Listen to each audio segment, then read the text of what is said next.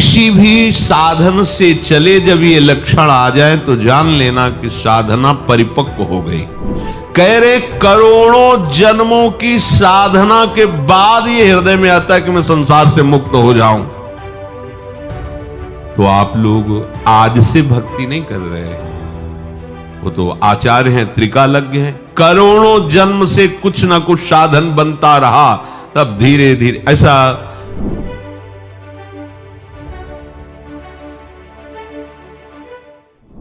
कैसे जाने कि हम उपासना के फल को प्राप्त कर लिए। लक्षण है उसके। किसी भी साधन से चले जब ये लक्षण आ जाए तो जान लेना कि साधना परिपक्व हो गई, साधना पक गई, अर्थात वो सिद्धावस्था को प्राप्त हो रहा है। क्या लक्षण? सबसे पहला लक्षण उसके अंदर आता है मरने का भय खत्म हो जाना, जीने की इच्छा बनी रहना। पहला है मरने का भय खत्म हो जाना। चाहे वो कर्मयोगी हो, ज्ञान योगी हो, भक्ति योगी हो, या किसी भी अष्टांग योगी हो, किसी भी मार्ग का पथिक हो, उसकी जब सिद्धावस्था आती है तो सबसे पहला लक्षण प्रकट होता है निर्भय। सब भयों से भी बड़ा भय है मृत्यु का भय। उस उपासक के हृदय में किंचन मात्र भी मृत्यु का भय नहीं रह जाता। ये देखो अंदर से मरने का नाम सुनकर के भय लगता है कि नहीं लगता? अगर लगता है तो अभी साधना पथ पे हो, अभी लक्ष्य पे नहीं पहुंचे। लक्ष्य में पहुंचने पर मृत्यु का भय ही नहीं है, किसी भी तरह से उसे कष्ट नहीं। कैसे? जैसे नाटक चल रहा हो और उसमें सामने विपक्ष से वार किया गया और मरने का वो नाटक किया, उसको कोई भय लग रहा है? सामने से तलवार भाला गोली मारी जा रही, क्योंकि वो नाटक है। उसको पता है मुझे ठीक ऐसा ही रोल निर्वाह करना जिससे दर्शक देख करके वाह कर रहे हो। बिल्कुल उसमें वो जान करके नाटक करता है, वो जान करके ऐसी उपस्थित सीन करता है कि सामने वाला प्रभावित हो जाए। उसको मृत्यु का भय थोड़ी लग रहा है, क्योंकि जान रहा नाटक है। ऐसे ही ठीक जो परिपक्व अवस्था को प्राप्त है वैसा ही नाटक देखता है। जैसे प्रलय में भी भयभीत नहीं होता भक्त, ऐसा शास्त्रों में आया। तो सैकड़ों हजारों आप नाटक देखते, उसमें देखते सैकड़ों लोग मारे जा रहे हैं, गांव के गांव जलाए जा रहे हैं, आपको थोड़ी भी पीड़ा नहीं होती, क्योंकि मूल में आपको पता है नाटक है, ये दिखावटी है, वास्तविक ऐसा नहीं है। ऐसे ही उस पवित्र अंतःकरण वाले परिपक्व अवस्था को प्राप्त हुए किसी भी साधन पथ से जो चला है, उसको संपूर्ण संसार का नाटक रहस्य पता चल जाता है। इसलिए महाप्रलय में भी केवल नाटक देख रहा है। जैसे अपने गांव का गांव आग लगाई जा रही देख रहे, पर कोई भय या दुख नहीं, क्योंकि पता है नाटक है, झूठा है। ऐसे ही ये मिथ्या, ब्रह्म सत्यम जगन मिथ्या, ये मिथ्या है।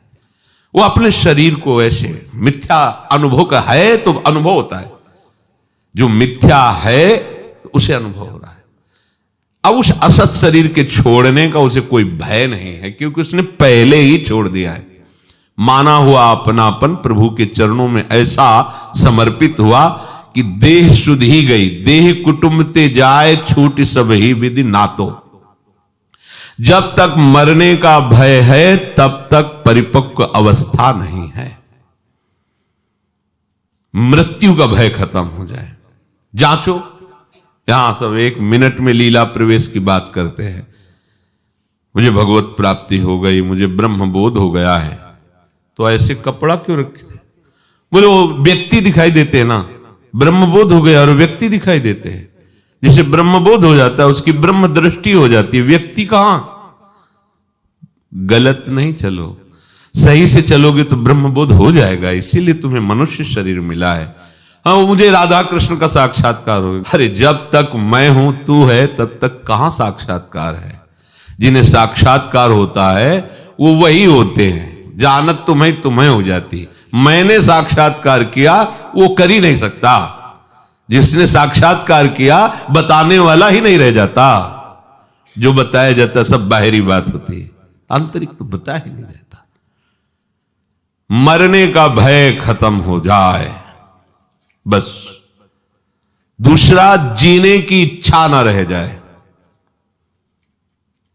देखो कितना सुंदर है, जीने की इच्छा। अभी शरीर नष्ट हो जाए क्या, जीने की इच्छा नहीं। जितनी श्वासें हैं राधा राधा राधा। हमें क्या जरूरत है कि हम शाम तक जिए और साधना करें? क्यों इच्छा कर रहे हो? श्री जी की इच्छा है कि यही श्वास आखिरी हो तो राधा हो गया। इसलिए हम हर श्वास में राधा बोलेंगे। पता नहीं कौन सी श्वास हमारी आखिरी हो, हम क्यों जिए? अगर जीने की इच्छा है तो शरीर राग है, शरीर राग है तो भोग का सुख भाव है, भोगों का सुख भाव है तो संग्रह बुद्धि है। संग्रह बुद्धि तो जिसको हमने संग्रह किया, जिसे अपना माना, वो छूट जाएगा, इस बात का भय है। इसलिए मृत्यु से भय लगता है और जीने की इच्छा रहती है। शरीर राग, कर्ता भोक्ता भाव यही भय प्रदान कर रहा है। मूल बात समझिए, जीने की इच्छा खत्म हो जाती है। जब तक जीने की इच्छा है तब तक अज्ञान है। मरने का भय है तो अज्ञान है। कुछ भी पाने की इच्छा। तीसरा, पहला मरने का भय, दूसरा जीने की इच्छा, और तीसरा कुछ भी पाने की इच्छा। कुछ भी, कुछ पाने की इच्छा नहीं। जा ही न चाहिए कबहू कछु, तो कह दे कि प्रभु की पाने की इच्छा। तुम यहां सिद्ध के लक्षण बता रहे, साधक के नहीं। जो सिद्ध हो चुका है उसे कुछ पाने की इच्छा नहीं रहती, कुछ भी पाने की इच्छा नहीं रहती। क्योंकि जिनके पाने के बाद कुछ पाना बाकी नहीं रह जाता, वो प्राप्त ऐसे हो जाते हैं कि अपना पता ही खो जाता है, वही वो रह जाते हैं। कान भय प्राण में, प्राण भय कान में, ही में न जान पड़े कान है कि प्राण है। प्राणनाथ श्यामाजू का ऐसा अधिकार हो जाता है, संपूर्ण इंद्रिय मन बुद्धि चित्त अहंकार स्वभाव सब भगवत में, सब प्रभु में। तो जब तक खोज चालू है तब तक मैं है, और जब खोज पूरी हुई तो जिनकी खोज है वही रह जाते, खोजने वाला नहीं रहता, खोजने वाला ही नहीं रहता। पाने की कोई भी इच्छा, कुछ भी पाने की इच्छा, ये कचाई है। और वही सिद्ध है जिसे कुछ पाने की इच्छा नहीं। करने का राग, ये करना है। जब तक ये है तब तक वो परिपक्व अवस्था को प्राप्त नहीं है। महापुरुषों के द्वारा भी चेष्टाएं होती हैं, जिसे आप कह सकते हो कि उन्होंने वो किया, आप कह सकते हो, वो नहीं। क्योंकि उनका कुछ भी नहीं बकाया रहा, तो जो क्रिया हो रही तुम निमित्त केवल उनको दे सकते हो, करने वाले प्रभु ही हैं। क्योंकि उनके मन में, बुद्धि में, चित्त में, अहम में, चेष्टा में केवल प्रभु होते हैं। प्रभुमय होकर के प्रभुमय जगत में प्रभुमय कार्य हो रहा है। वो संसारी होकर संकल्प विकल्प करके कर्ता भाव से कुछ नहीं। ये सिद्धावस्था का लक्षण है। मरने का भय नहीं, जीने की इच्छा नहीं, कुछ भी पाने का लालच नहीं, कुछ भी करने का राग नहीं। ये हो गई स्थिति। ये स्थिति के बाद आगे चलकर फिर प्रेम रस है। ये स्थिति सबको प्राप्त होती है, चाहे वो ज्ञान योगी हो, चाहे अष्टांग योगी हो, चाहे कर्म योगी हो, चाहे भक्ति योगी हो। भक्ति योग में ये महामहिम स्वरूप है कि वो यही नहीं टिकता, अब इसके बाद उसके अंदर इच्छा जागृत होती है। ये जो इच्छा होती है ये जागतिक इच्छाएं नहीं है। देखो, संपूर्ण श्रीमद राधा सुधा निधि में इच्छा ही जागृत की गई। ऐसा कब होगा? हम श्री जी के लिए ऐसी सेवा करेंगी, ऐसा श्री जी की विचिन्वंती के शान कुचन कर जई कंचुक पटम को चाप्या मुंचंती कुछ कनक दिव्य कलसयो। ऐसा कब होगा? पत्रावलिम रचितुम कुछ योग कपूर। ये इच्छा ऐसा महामहिम स्वरूप है जो बड़े बड़े सिद्धों के लिए भी दुर्लभ है। प्यारोढ़ क्षमते न यक्षु शुकादि नाम तो ध्यानगम संभाव्योपि विरंचि नारद शिवो, यहां तक पूर्ण हो गया। अब ये पूर्ण के बाद जो यात्रा होती प्रेमियों की होती है, वो अखंडानंद और ये अनंतानंद, अनंतानंद स्वरूप में, प्रेम में। तो उपासक को सर्वत्र किसी भी साधन में लगे हुए उपासना मार्ग वाले पथिक को कभी भी अलग करके ना देखे। ये सब उसी प्रभु को भजने वाले प्रणाम। पर हमें अपने आराध्य देव में तन्मय होना है, क्योंकि वही प्रभु है। ये निंदा स्तुति का किंचन मात्र कोई प्रवेश का स्थान ही नहीं है। ये जो एक दूसरे उपासना की खींचातानी करते रहते हैं, ये अज्ञानी हैं। ये न कर्मयोगी है, न ज्ञान योगी है, न भक्ति योगी है। ये झगड़ा योगी है। झगड़ा करना, एक दूसरे को ऊंचा नीचा दिखाना, यही विषम संसार का स्वरूप है। कहां अवसर है किसी के विषय में बोलने का, किसी भी मार्ग के उपासक को। सब भगवत कृपा से अपने अपने मार्ग में चल रहे। सबको प्रणाम। हमको जो गुरुदेव ने मार्ग दिया, हम उस मार्ग में चल। जहां कलह है, एक दूसरे में छोटा बड़ा है, निंदा स्तुति है, इसी का नाम अज्ञान है। वो कोई उपासना में नहीं, वो केवल कलह है, वो केवल अशांति है, वो केवल अज्ञान है। किसी भी मार्ग का उपासक किसी की भी निंदा नहीं कर सकता। उपासकों की तो बात जाने दो। सब मार्ग से एक ही तत्व का बोध होता है। जो ऐसा देखता है, भगवान कहते हैं, वही वास्तविक देखता है। संन्यासस्तु महाबाहो दुःखमाप्तुम योगतः योग युक्तो मुनिर्ब्रह्म न चिरेणादि गच्छति। परंतु हे महाबाहो, भगवान ने बताया कि कर्मयोग, सांख्य योग, ये सब एक ही तत्व की प्राप्ति कराने वाले हैं। आगे के श्लोक में कह रहे परंतु, मतलब अब कुछ अंतराय वर्णन कर रहे हैं। परंतु हे महाबाहो, कर्मयोग के बिना सांख्य योग की सिद्धि नहीं हो सकती। बहुत कठिन है। और मननशील कर्मयोगी को बिना किसी अन्य साधन का आश्रय लिए ब्रह्म की प्राप्ति हो जाती, भगवत प्राप्ति। सांख्य योगी को, ज्ञान योगी को प्रायः वर्णन किया गया कि समस्त कर्मों का न्यास कर दे। पर उसका रहस्य भगवान बताते, कर्म त्याग करना संन्यास नहीं है। कर्म का कर्ता भाव त्याग करना और कर्म का फल त्याग करना, यह संन्यास है। कोई आकांक्षा न रहते हुए शरीर से जितनी भी चेष्टाएं हो रही हैं, वो गुणों के द्वारा प्रेरित हो रही हैं। उसमें मैं करता नहीं हूं, इसलिए गुणानुगुण वर्तनते। और जितनी चेष्टाएं हो रही, वो सब मंगलमय, दूसरों के सुख के लिए हो रही, भगवत प्राप्ति के लिए हो रही, भगवत प्रीत्यर्थ हो रही। तो उसे अन्य कोई साधन करने की जरूरत नहीं, इसी से ब्रह्म प्राप्ति हो जाएगी। लेकिन जो केवल ज्ञान मार्ग में है, उसको साधना करनी पड़ेगी कर्मयोग की। क्या?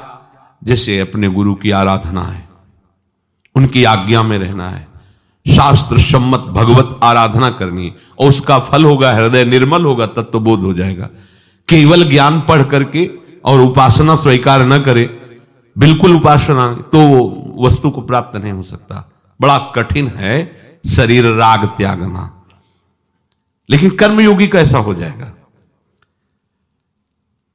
सांख्य योगी का लक्ष्य होता है तत्व का अनुभव होना, परंतु राग शरीर से रहता है। अब ये राग बिना मिटे तत्व का अनुभव नहीं होगा।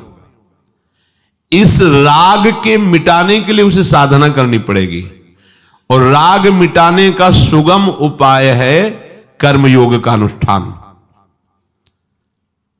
जब दूसरों के हित के लिए, दूसरों को सुख पहुंचाने के लिए चेष्टा की जाती है, तो वो बांधती नहीं, वो मुक्त करती है। और जब अपने लिए की जाती है, अपने सुख के लिए, तो वो बांधती है।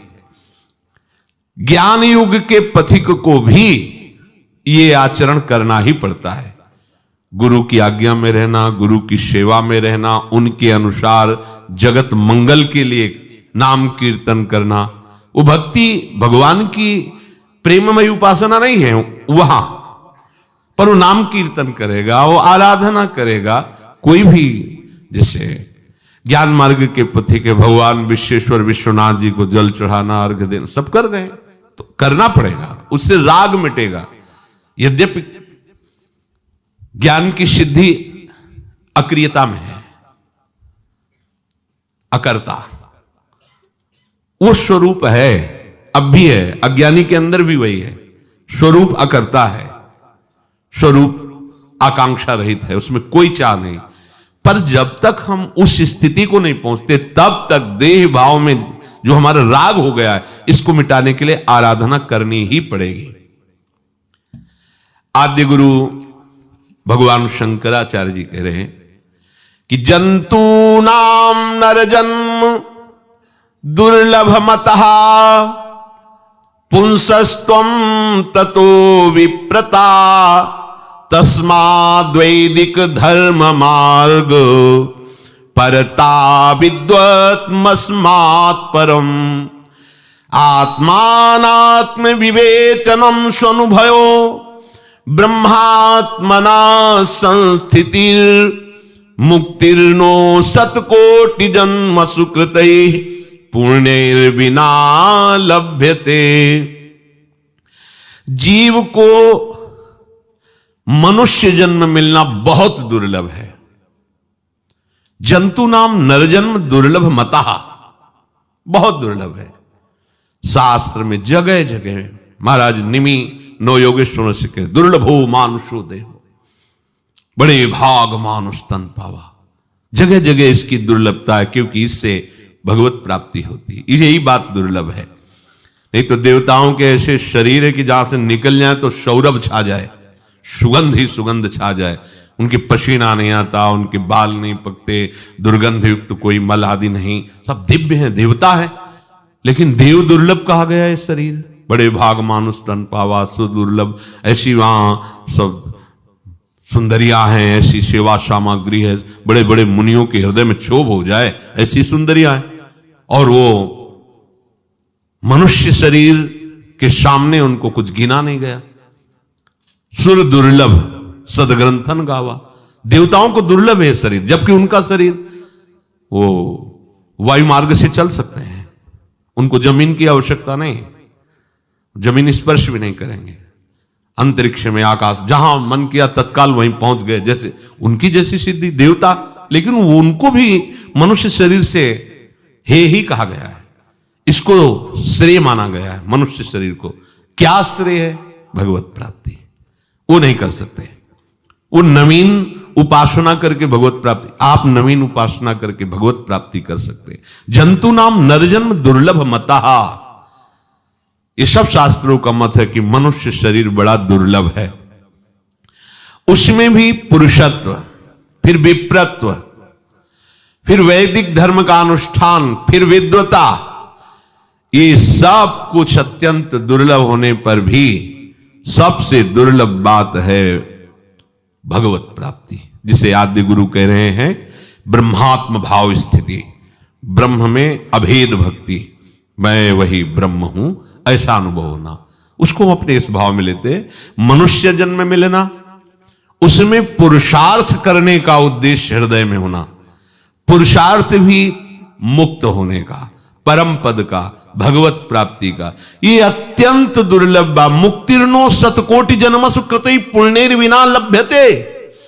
कह रहे करोड़ों जन्मों की साधना के बाद ये हृदय में आता है कि मैं संसार से मुक्त हो जाऊं।